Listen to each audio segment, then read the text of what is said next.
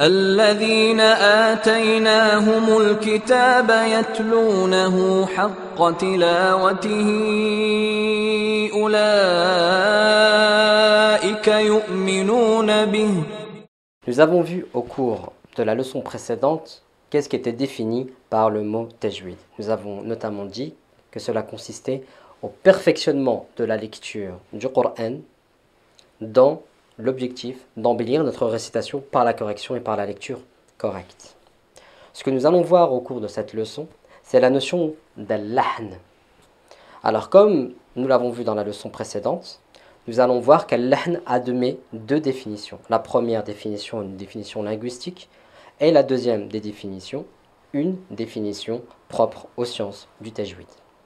Alors, al-lahn en arabe signifie la chose suivante. Al-maylu ani as-sawab.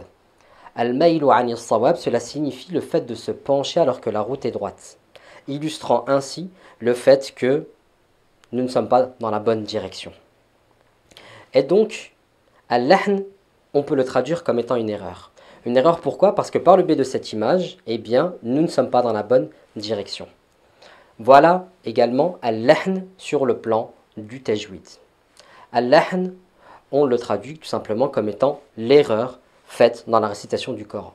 Pourquoi et quel est le lien entre cette définition linguistique et cette définition dans les sciences du tajwid? Tout simplement car celui qui ne récite pas correctement, eh bien, il dévie de la route.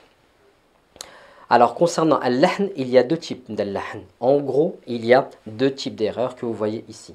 Il y a al-lahn al-khafi ou al-lahn al-jali. Al-lahn al-khafi, c'est l'erreur qu'on va considérer comme étant minime. Al-lahn al-jali, à contrario, c'est l'erreur que l'on va considérer comme étant grave. Qu'est-ce que ça signifie que l'erreur est minime? Ça signifie tout simplement en fait qu'il y a un manque de perfectionnement dans la récitation du Coran. Par exemple, lorsqu'on abordera la question des moudoud, des prolongements, vous verrez qu'il y a certains temps à devoir respecter. Parfois 2, parfois 4, parfois 6.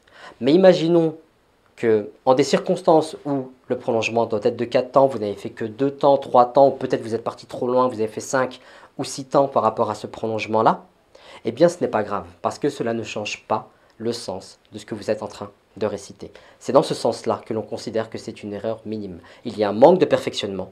Toutefois, cela ne change pas le sens du Coran, contrairement à al-lahn al-jali. Al-lahn al-jali se divise en deux parties. Alors, il se divise en deux parties. L'erreur grave, elle peut être exprimée de deux manières différentes. Elle peut s'exprimer dans un premier temps, eh bien, tout simplement en prononçant une lettre à la place d'une autre.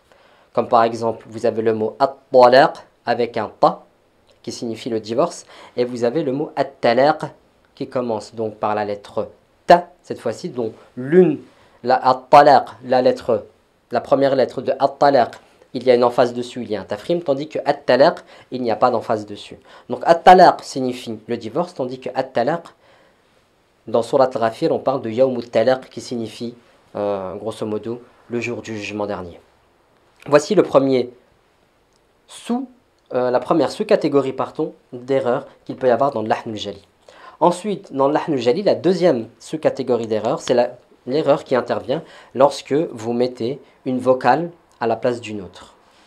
Pour vous expliquer cela, donc c'est par exemple si on disait, au lieu de dire bismillahi, on dirait bismillahu ou bismillaha. Ça, c'est une erreur. C'est-à-dire qu'à la place de dire hi, nous avons dit hu ou ha. Il m'est arrivé une fois de faire une erreur similaire devant un cheikh alors que j'étais en train de lui réciter Surat Yasin. Au début de Surat Yasin, il y a un passage qui dit la chose suivante. Man khashiya ar-rahmana. Au lieu de dire Man khashiya ar-rahmana avec une fatha, moi j'ai dit la chose suivante. Man khashiya ar-rahmanu. Et ceci était une erreur grave, en plus une erreur très grave. Car voilà ce que cela signifie lorsque l'on change donc cette vocale à la fin du mot. Quand on dit Man khashiya ar-rahmana, on dit celui qui craint ar-rahman. En arabe, on dit que ar-rahman, donc le mot ar-rahman, est maf'ul bih, c'est-à-dire qu'il subit l'action. Quelle action? L'action de craindre, du verbe qui notamment le précède.